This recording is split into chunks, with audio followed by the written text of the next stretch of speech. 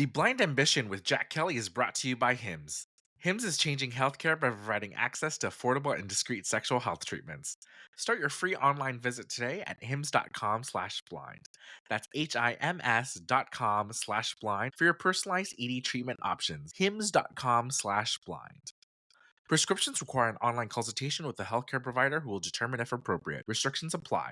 See website for details and important safety information. Subscription required. Price varies based on product and subscription plan. Hey, everybody, and welcome to this episode of The Blind Ambition with Jack Kelly. It's your friend Rick from Blind, and today I'm going to introduce you all to Awa Kone, who's the global head of operations at Flutterwave. Before Flutterwave, Awa was the vice president and regional head of West Africa at Swiss Re, where she spearheaded the reinsurer's expansion into the Ivory Coast. Flutterwave is a payment technology company headquartered in San Francisco and Lagos, Nigeria.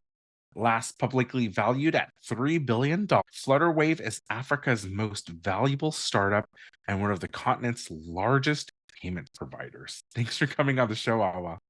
Thank you so much for having me, guys. I know you've accomplished so much in your career, and I probably didn't do it as much justice as I should have. So, just for the audience's benefits and certainly mine, can you walk us through your career? Of course, I actually started out my career as an actuarial consultant.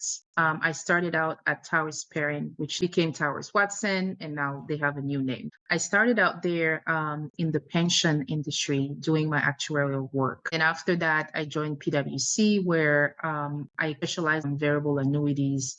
I was involved with large insurance companies, looking at variable annuities, fixed annuities. And then at some point, because I am from Africa, I've always had this dream of going back home, becoming an entrepreneur. And I realized that although I really enjoyed the actuarial profession, it was so specialized and so US focused that I wanted to have a broader view in terms of global business, and then also, doing things outside of just this purely technical field. So I left everything, went to get my MBA at the MIT Sloan School of Management. There, I had an opportunity to really expand my network and understanding of how things are done outside of the US, be it Europe or Africa, but very specifically in Africa. I was involved with the Africa Business Club. I was the president, and we had quite a number of events where we were able to either travel to Africa or bring in the US really influential people. One of our guests at our conference was the president of Mauritius, for example. So really, really cool experiences. After that, I eventually found my way to Swiss Re, or they found me, for a really cool opportunity to lead their West and Central African operations. And part of it was they were at a point where it was really important for them to localize their operations in Africa to be able to still do business in Africa. And so they were looking for people who were, fantastic professional, but also understood the cultural context of these places. I lived in Zurich for a couple of years. It was a fantastic experience traveling around the region, in the area, and opening up the office in Cote d'Ivoire, which is actually where I grew up, where I was born. After that, I joined Flutterwave. I've been with Flutterwave for the last 4 years. And when I joined, it was really about transitioning from a smaller startup to more of a scale up, a bigger company, building the operational processes that would support the scale that the company had seen. And that could stick around for quite a number of years. I've been growing the payments operations, the treasury operations for the past 4 years. What gave you the confidence to change disciplines from being an actuary, where it seems like you were just killing it, to taking the leap to go to business school and then get into corporate finance and treasury and operations? I'm very adventurous. I like to feel as though I'm still learning. I like to feel challenged. I like to continue to learn and grow. So when I started out as an actuary, that was a lot of fun. It was like, wow, this is very, very technical. And I'm getting to learn quite a lot out of it. But at some point, I realized that if you want to run a business, you can't be just a technical person. That was a lot of the crux in terms of me making that decision to go to business school, because I had went through college, never taken like a marketing class, for example. No idea what goes on the other end. I was very focused on math. That's what I love. That's where I'm at, and that's the end of it. And so it was important for me to put myself outside of that comfort zone and learn more about holistically what does it take to run a business. What are some of the things that are really really important beyond just the financials and the numbers, right? That was really the point in me going to business school and taking that leap of faith. Obviously when you get into MIT you go, I mean there's no courage there, you just you just go, you make it happen. It was really, really a really fantastic experience for me to expand beyond just the actuarial box and being able to travel those trips with super talented, smart people and get outside of my comfort zone. So after business school, I stayed open to new opportunities. When Swiss Re came, and it was about, okay, you need to move to Swiss. I'd never even been to Zurich. But I was just excited. This is new. It's now is the time to do it when you're young. So I just hopped on the plane and I went to Zurich. Those were in the beginning quite challenging times because it's a new country, it's a new company, trying to understand how things are done while traveling and dealing with people that you have to manage. I don't think I've ever been faced with the greatest lesson than that, right? And so when people say, the school of life is the best school or something, that was the school of life for me, right? I'm very, very adventurous person like that. I like to take on new challenges. And, so far it's worked out. So It's called like the hero's journey, where you have to leave like your home and go out in the world and investigate things seriously, and then it changes your life, and you get more confidence in yourself, and then it builds and it grows. But a lot of people don't do that. See, that's the thing, right? A lot of people just stay in their little cocoon that they feel safety in and don't go out of there, and then they don't learn any lessons. They don't grow and they don't develop, right? I mean, there's different personalities, right? Some people are just comfortable doing certain things, and there's some people who never travel, for example. And there's other people who are very adventurous. They're seeking out the thrill, right? I'm towards the more adventurous part of it. Thrill seeker, good On the things. graph going that direction. But just genuinely, I'd say that if somebody's young and you have an opportunity to get out there outside of what you're currently doing or outside of your country, I'd say take that opportunity because once you're older, you have a family, it's very hard to take those chances. But if you're young, this is an opportunity to not only get outside of your comfort zone and learn, but it's an opportunity to make forgivable mistakes. So I'd say take those roles, get in there, and you'll figure it out. Absolutely. Wow, I'm really impressed by your response because it seems like that willingness to accept risk.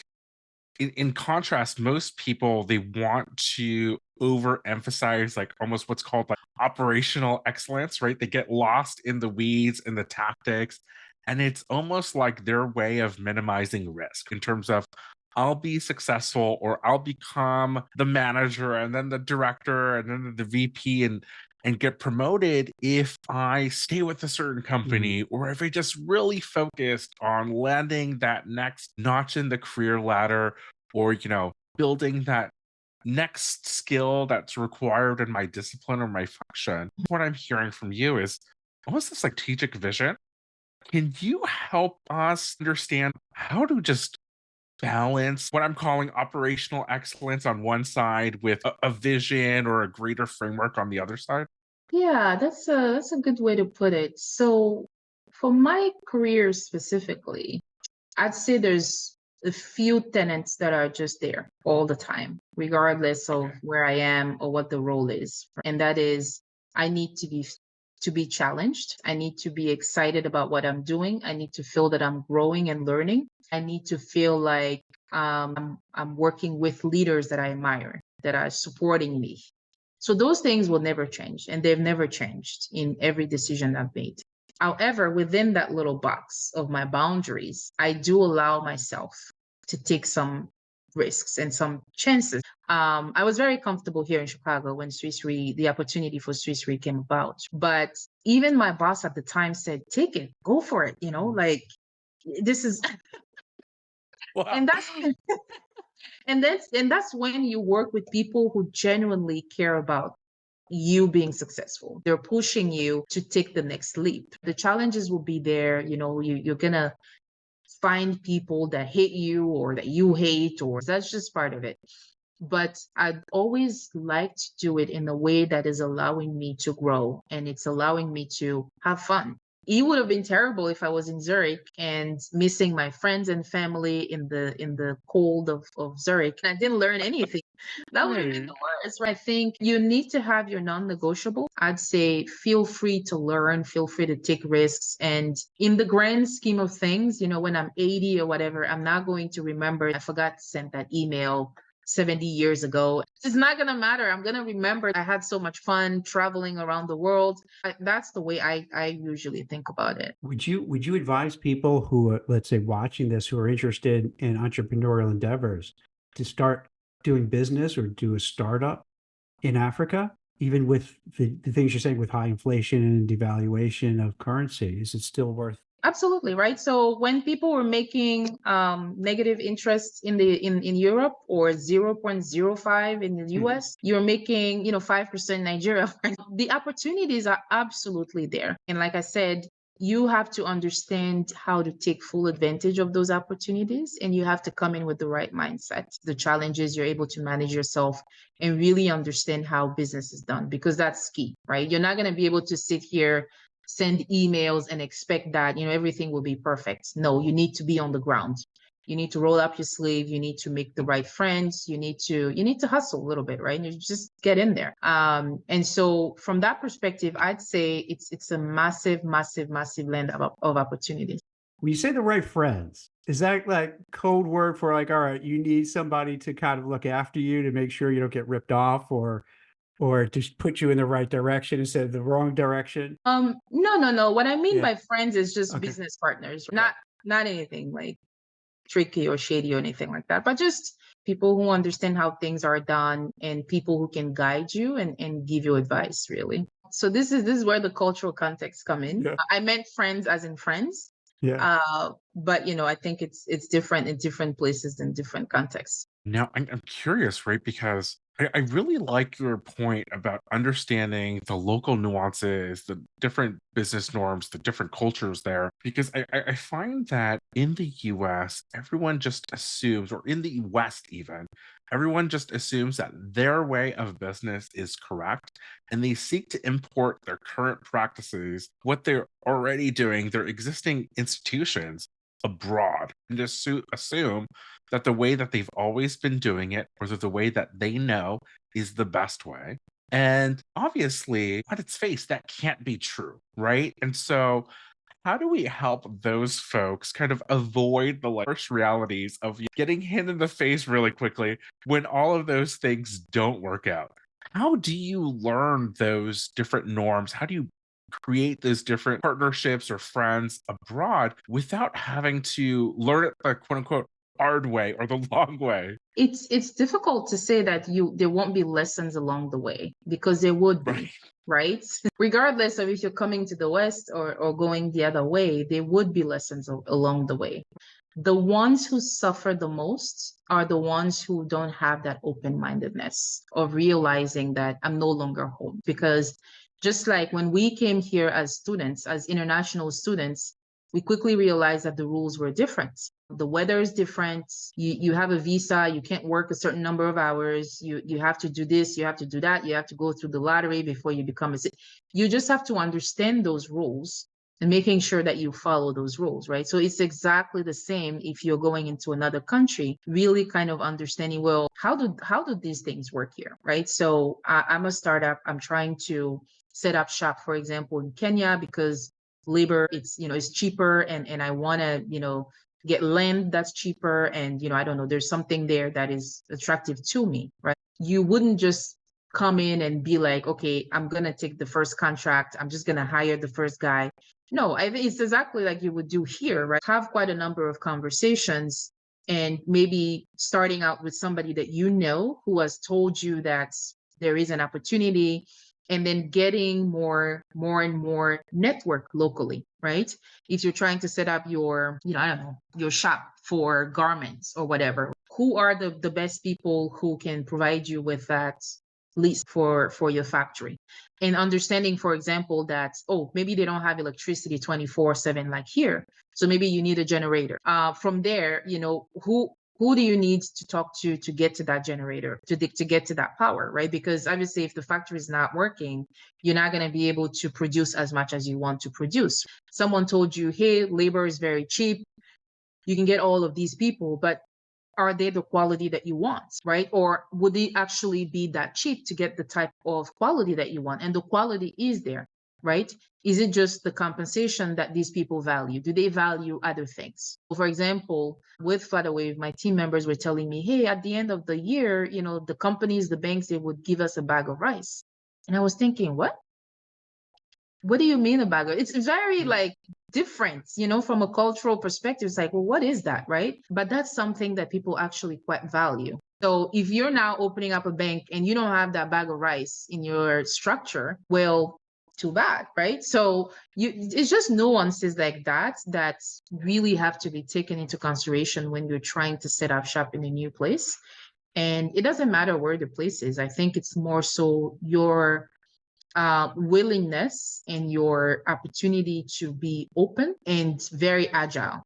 For the African context, is so important to understand what is written between the lines. It's not just that you've pulled the regulation from the website, you've read it, and you're like, oh yeah, that makes sense. You really need to sit down with people and understand, what does this mean? How are you guys thinking about this? And what are the actual requirements, such that you don't find yourself on the wrong end of that? You do have to be more careful and methodical and looking at everything, as opposed to just business as usual. In the US, the regulations have been here for, I don't know, hundreds of years.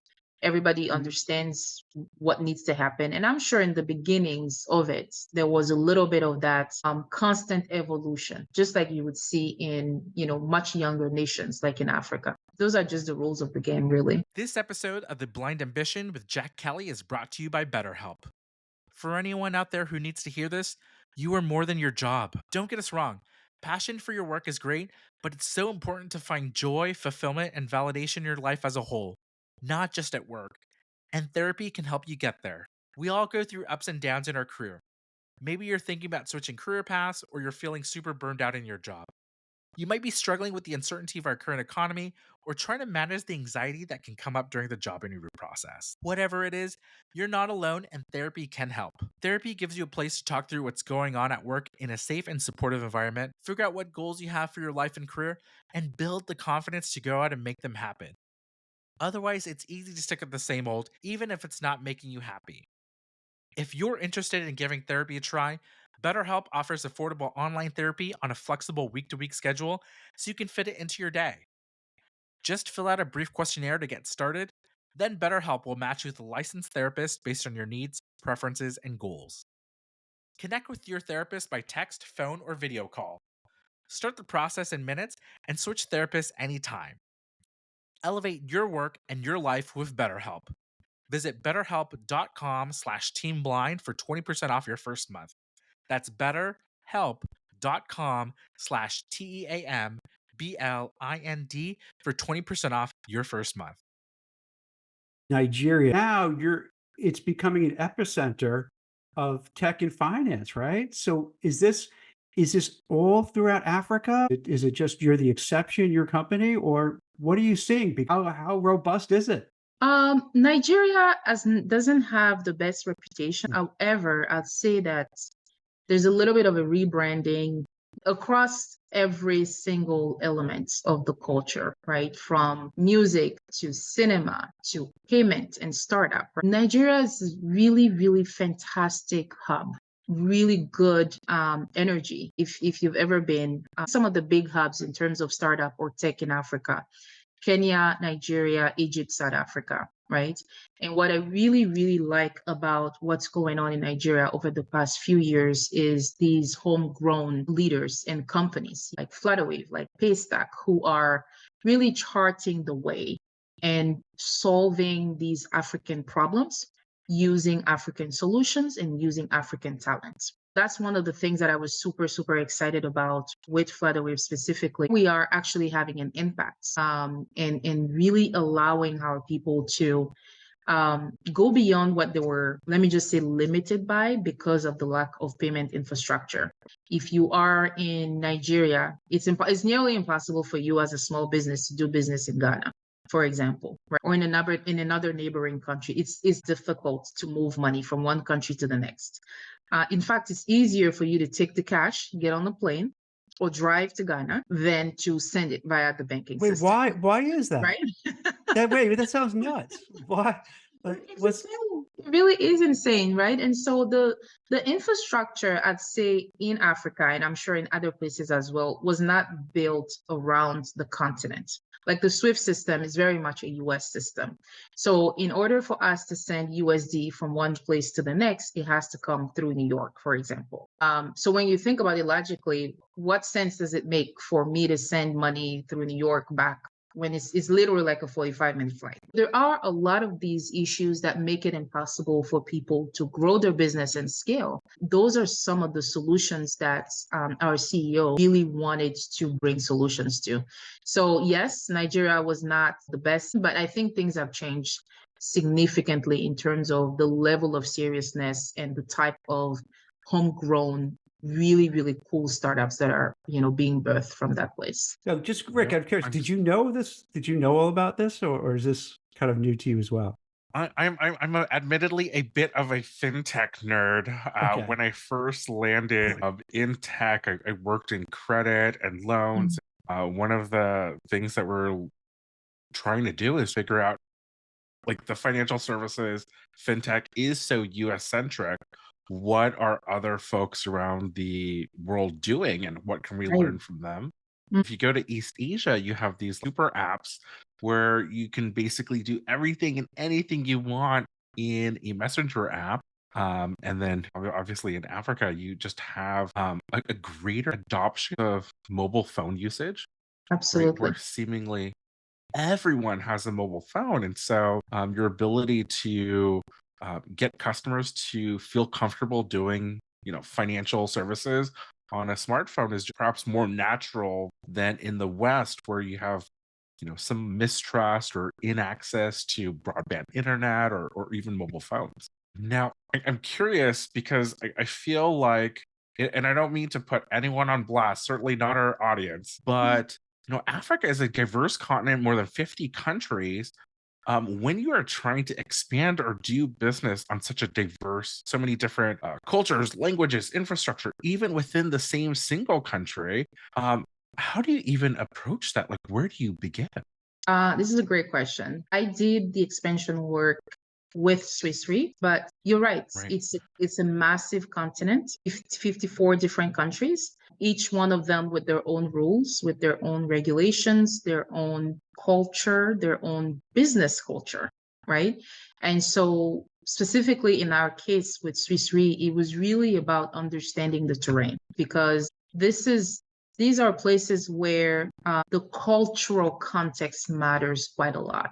It's also the same in Asia or in other places in the world where people value face-to-face interactions. People value respect in hierarchies, right? People value understanding not only the letter of the law, but really understanding, what is not written and what is, between the lines. So it's really, really critical to, first of all, understanding the lay of the land, making sure you have friends within said land, and then start right there with those friends who can guide you and making sure that they're introducing you to the right friends such that you can achieve what you need to achieve. But you do need to be very open-minded, and you need to be flexible.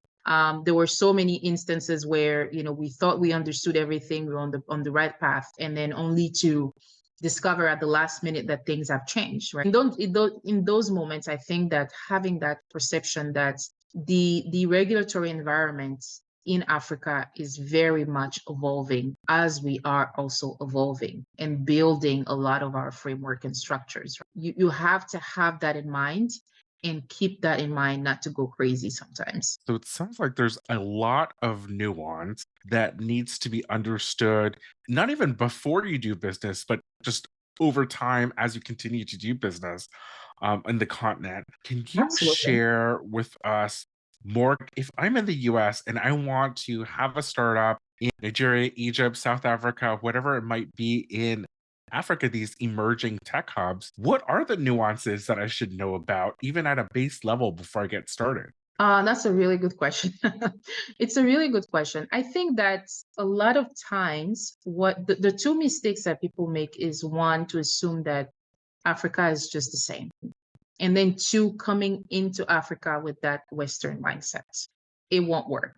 For example, if I go to Lagos and I have my US cards and I'm trying to swipe those cards, they will get blocked. Not because I'm doing anything suspicious, I'm just sitting in the restaurant, but because of where it's coming from, they would get blocked. So I'd say that understanding, again, like I always say, that understanding those nuances in each country. First of all, who is the regulator in Nigeria? Who's the CBN governor? What have they been their stances? So what are the main priorities that they have in mind? Right? How is the economy driving a lot of what's happening within the regulatory space from a financial services perspective? Understanding that, right now, not too long ago, for example, the oil subsidies were removed from Nigerians, right? You'll see that gas prices have shot up. If now is the time for you to go and start up your, enterprise in Nigeria, you need to understand this is a country where people have seen a devaluation. There's crazy inflation. So even as you're putting together your compensation packages, understanding that what you're paying them today may not be worth what they're hoping for tomorrow.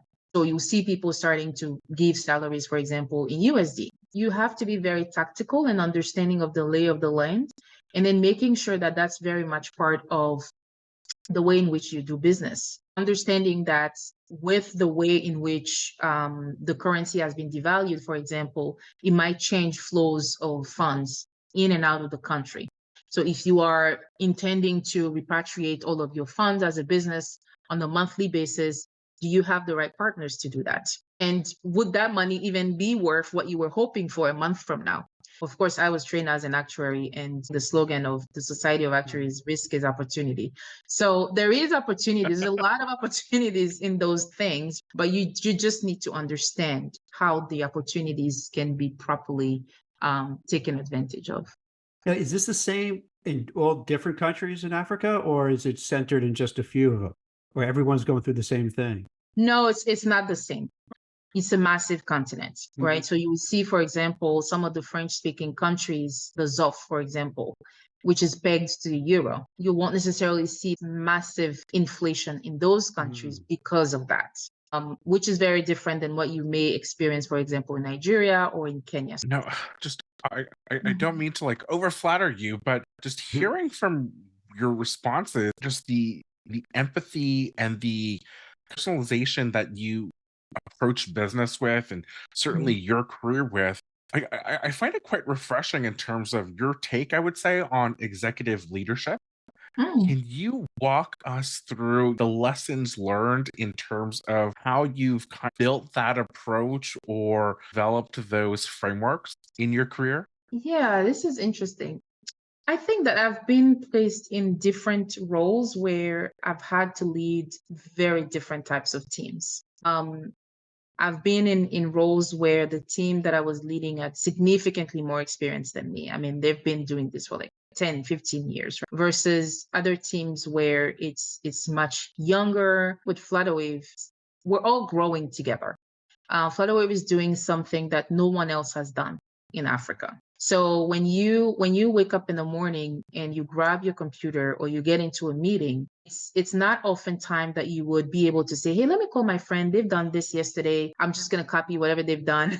And then it's not like that, right? Nobody has done it. Nobody has had the largest payment infrastructure in Africa, but you need to do it. So there's been quite a lot of problem solving and bringing in those different views. So of course, I'm good with numbers. I know what needs to be done, but the Nigerian colleagues know more about Nigeria than I do, or the Kenyan colleagues know more about Kenya than I do. And so bringing in those different opinions and views and ideas has been super helpful for me. I've also been somebody who, over the last 4 years, I've had to work significantly more on leadership skills because we're remote. So when everybody's in the office, you say something once, everybody understands it, because not only can they hear your voice, they can see you. The full communication is present. But when you're not there, you really need to learn how to empathize with people.